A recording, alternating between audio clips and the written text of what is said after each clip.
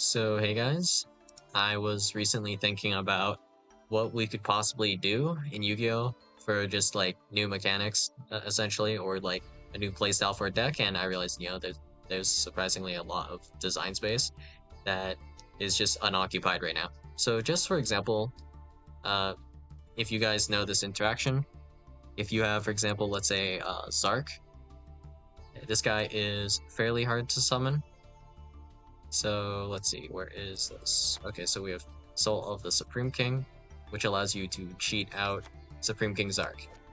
And if Zark is just special summoned at all, it has the effect of destroy all cards your opponent controls. But of course, if you summoned it with Soul of the Supreme King, this Zark will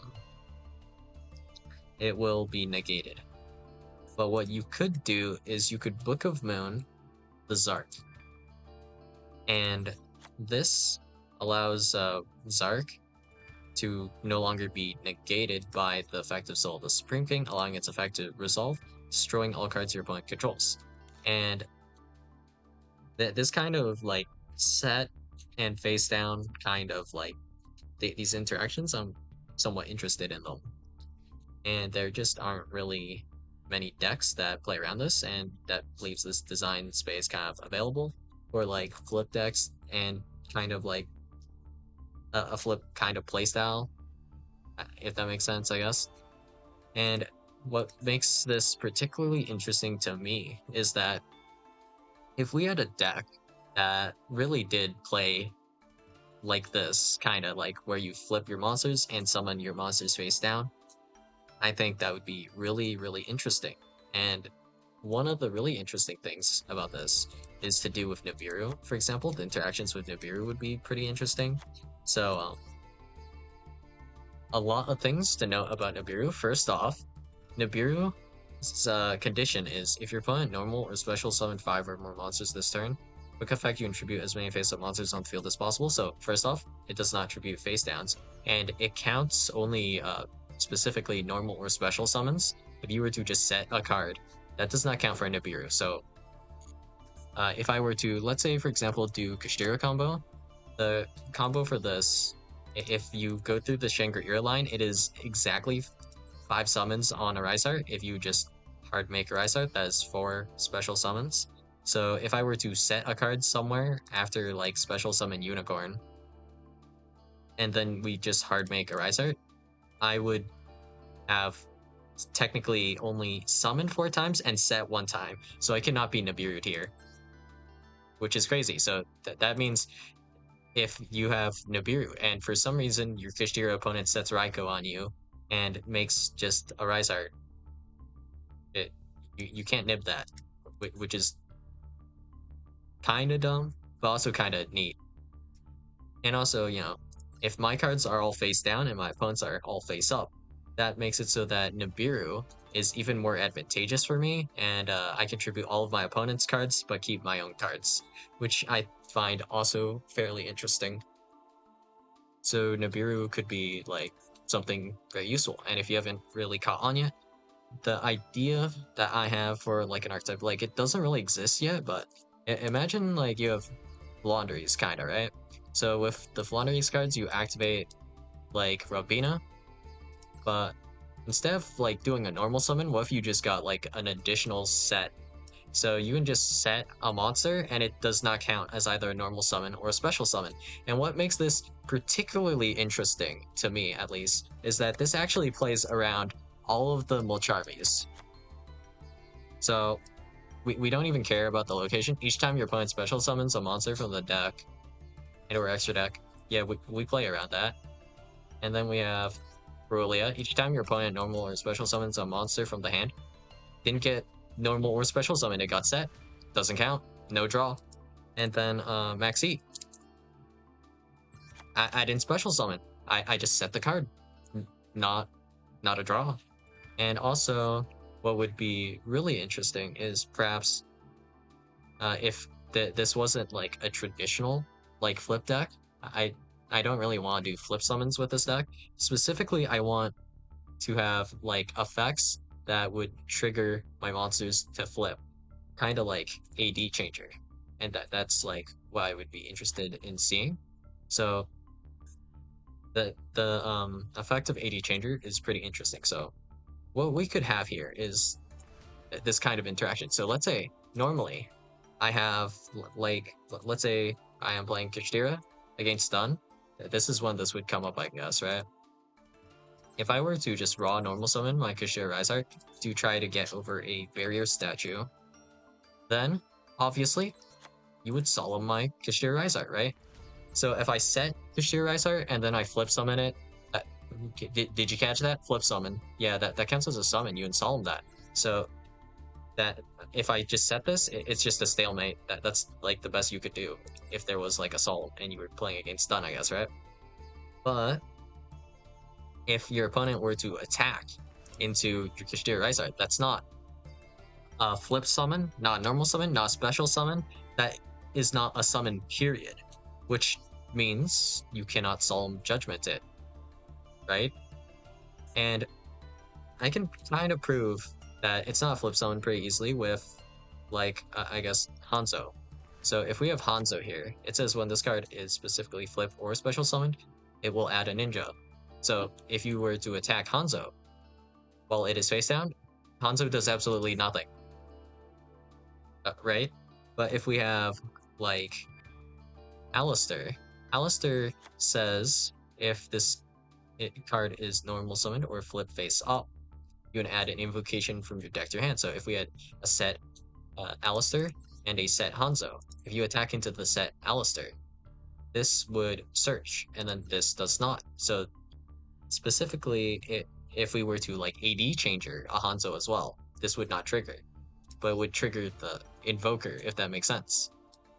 And if we like combine all of these things to make an interesting deck, I think we could do that, I guess, right? So we just have a set deck where we set all of our cards, and this is also like fairly annoying to deal with, and it's kind of like resistant. It depends on like the power level of like whatever the deck would end up being at, but you also have the ability to technically just potentially play around like infinite impermanence, effect veiler, because once again, you know, imperm and effect veiler, you just can't negate face down monsters. So yeah, if we were to do, for example, let's say um I normal summon, let's go with, I guess, Hanzo.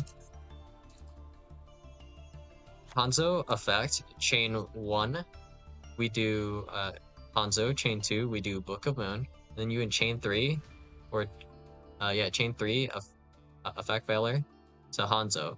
Hanzo will not be negated. And it doesn't matter at what point, like, as long as Hanzo is getting flipped face down in this chain, right? On resolution, because Hanzo is like chain like 1, I guess. Well, I don't think that fully matters, but you know, Hanzo will always be resolving.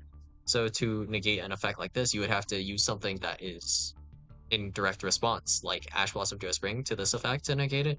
If you were to use a targeted negate like Effect Veiler or Infinite Permanence, that would not work. I guess, right?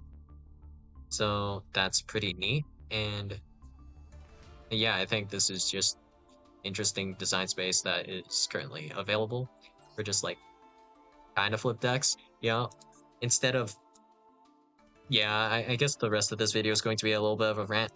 Oh, I will give my opponent a monster, so you know, it'll floodgate them, and they'll have to flip it over, and I could force them to flip it over as well, like in case it's like Mimighoul Fairy. So if we have Mimighoul Fairy in tandem, like with these cards, so it's like I give you a monster with Mimighoul Dungeon. In this case, in this case, it'll be Fairy.